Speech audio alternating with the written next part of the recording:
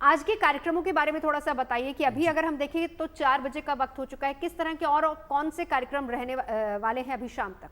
देखिए, निश्चित रूप से प्राणानाम प्रतिष्ठा भवति तस्य जागरणम भवति।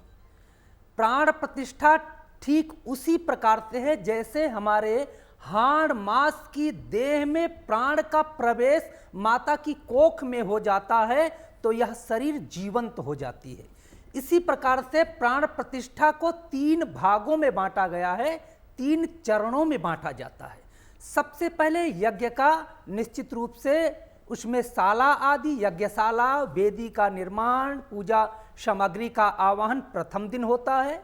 दूसरे दिन से जब यज्ञ प्रारंभ होता है तो देवताओं का आवाहन और मूर्तियों का जो निश्चित रूप से वहां पे मूर्तियां हैं उनका शुद्धिकरण किया जाता है। शुद्धिकरण में सबसे पहले स्नान की व्यवस्था की जाती है, उसके बाद ध्यानाधिवास, अन्नाधिवास, फलाधिवास, घृताधिवास, गंधाधिवास, द्रव्याधिवास, पुष्पाधिवास, मिष्ठानाधिवास आदि कर्म दूसरे दिन किए जाते हैं। इसलिए आज का जो कार्यक्रम है वो अधिवास का ही होगा और कल तीसरे दिन का जो कार्यक्रम होगा वो निश्चित रूप से नगर भ्रमण। नगर भ्रमण के बाद पूरे सांगोपांग आवाहन जैसे मुख, नासिका, घ्राण, तच्छु, पाद अर्थात पूरे शरीर के जो अंग प्रत्यंग हैं उसमें ऊर्जा का मंत्रों के द्वारा प्रवेश करके निश्चित रूप से नगर भ्रमण होगा। उसके बाद मूर्ति का विश्राम होगा। सबसे लास्ट का जो एक विशेष कार्यक्रम होता है जिससे वह मूर्ति नहीं वह प्राण युक्त शक्तिमान का पुंज बन जाती है, वो होता है नेत्रो उन्मीलन, नेत्र का खोलना। जैसे ही मूर्ति का नेत्र खोला जाता है वह पूरे चराचर विश्व को देखने लगती है और आशीर्वाद देने में समर्थवान हो जाती है। नवजोत जी, इसी से कहा गया है कि मूर्ति वो जो पत्थर की नहीं है, अब वह मूर्ति ठीक उसी प्रकार से है जैसे आपकी जेब में रखा हुआ कागज का टुकड़ा अगर गवर्नर का उस पर हस्ताक्षर हो जाता है तो कागज नहीं अपित आपके जीवन का आधार बन जाता है। ठीक उसी प्रकार से मूर्तियों की स्थापना होने के बाद जो भी भक्त दीनहीन होकर के उस प्राण प्रतिष्ठित मूर्ति के पास जाता है और अपनी मनोकामनाओं को मांगता है नवजोत जी, हाँ। निश्चित रूप से तो ये हमने जिस वक्त वहां पर राम मंदिर में प्राण प्रतिष्ठा का कार्यक्रम हुआ था तब भी देखा था। तो ये जो आपने बताया कि लास्ट में आंखों से पट्टी खोलने का जो रहता है, जो विधान रहता है, हाँ, ये अभिजीत मुहूर्त पर होगा कल जिस वक्त वहां पर कार्यक्रमों की शुरुआत होगी 11:20 से 11:40 के बीच में? जी हाँ, नेत्रोन्मीलन जब मूर्ति को ऐसा है कि शास्त्रों में कहा गया है जो जिसके पास होता है वही देने में समर्थ होता है। जैसे हमारे पास मंत्र है तो मैं मंत्र वाचन का कार्य कर सकता हूं, इसीलिए उस अपने आराध्य को हीरा, जवाहरात, मणि, माणिक्य, धन, धान्य आदि पे स्थापित किया जाता है। स्थापित करने के बाद वह मूर्ति हिला नहीं सकता है कोई। फिर उस पे एक एक अंगों का आह्वान होता है। सबसे पहले आंख का आह्वान होता है, नेत्रोन्मीलन। उसके बाद सर, उसके बाद नासिका, हाथ, नाक, कान सभी को जो है चैतन्य किया जाता है। तो निश्चित रूप से यह कार्यक्रम अभिजीत मुहूर्त में ही होगा, जो कि कल होगा 5 जून, जिसका जिक्र हम कर रहे हैं 11:25 से लेकर 11:40। जी, निश्चित रूप से ये इंतजार खत्म होना ही आवश्यक है क्योंकि राममय निश्चित रूप से पूरी अयोध्या नगरी है।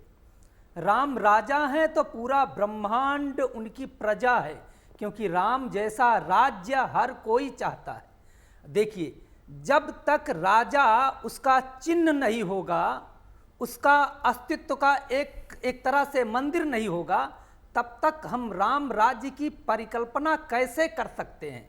देखिए, कोई भी मंदिर अगर होता है तो उस मंदिर के मुख्य देवता के अलावा भी पंच देवता और अष्ट देवताओं का आवाहन किया जाता है। और ये आवाहन जैसे कि साध्वी जी के द्वारा हमें जानकारी दी जा रही थी कि ये निश्चित रूप से जो और देवताओं का आवाहन किया जा रहा है वह निश्चित रूप से रक्षक, द्वारपाल और मंत्री, सहयोगी की भांति उस मंदिर की स्थिति को, सकारात्मक ऊर्जा को और ज्यादा बृहद कर देंगे, जिससे कि जो भी भक्त जाते हैं वो तृप्त होके आते हैं, उनके जीवन के समस्त दुख दूर हो जाते हैं। ऐसा शास्त्रों का प्रमाण है नवजोत जी। बिल्कुल बिल्कुल।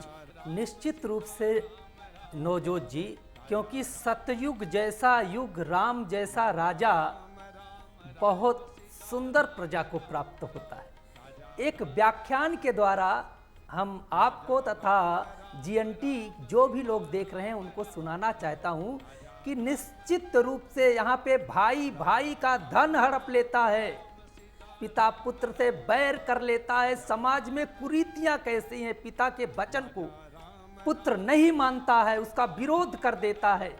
लेकिन राम राज्य की कहानी समझिए कि भाई एक भाई के लिए सब कुछ त्याग देता है, भोग विलास त्याग करके जंगल में कैसे पड़े रहते हैं।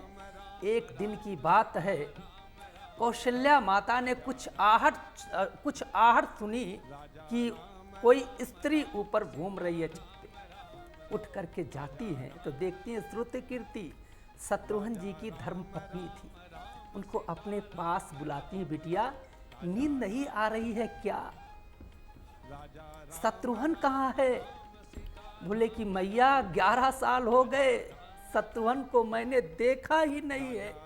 माता ने श्रुतकीर्ति को अपने गले से लगा करके आंसू प्राप्त करने लगी, कहने लगी कहाँ है, पता लगाते हैं।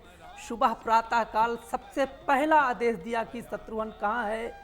अनुचरों ने बताया कि नंदी ग्राम में शत्रुघ्न जी भरत जी के साथ रह रहे हैं। माता जी निश्चित रूप से जाती हैं तो एक पत्थर की शिला पे वहां पे शत्रुघ्न जी लेटे। माता ने सर पे हाथ फेरा, पुत्र तू यहाँ क्या कर रहा है, राजमहल में क्यों नहीं रह रहा है? तो बोला माँ सारा सुख मुझे ही प्राप्त क्यों हो? क्या मेरे भाई लोग दर दर जंगल जंगल भटक रहे हैं, मैं अधमी और राज सुख राज वस्त्र भोगूं? ऐसा हो ही नहीं सकता है। माता को आंसू आ गए। उन्होंने कहा जब एक तरह से राम जी वन को जाने लगे तो भैया लक्ष्मण चले गए, भरत जी उनका अनुचरण करके नंदीग्राम आ गए, तो मैं ही अपने भाइयों को दुख में छोड़ करके सुख कैसे भोगूं?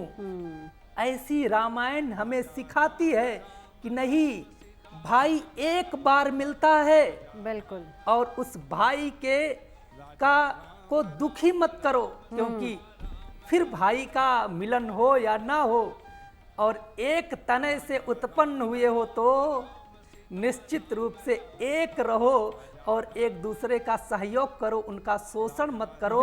रामायण परफेक्ट है पूरे परिवार को जोड़ने का, रामायण परफेक्ट है नीति शास्त्र का, रामायण परफेक्ट है समाज को एकत्रीकरण का।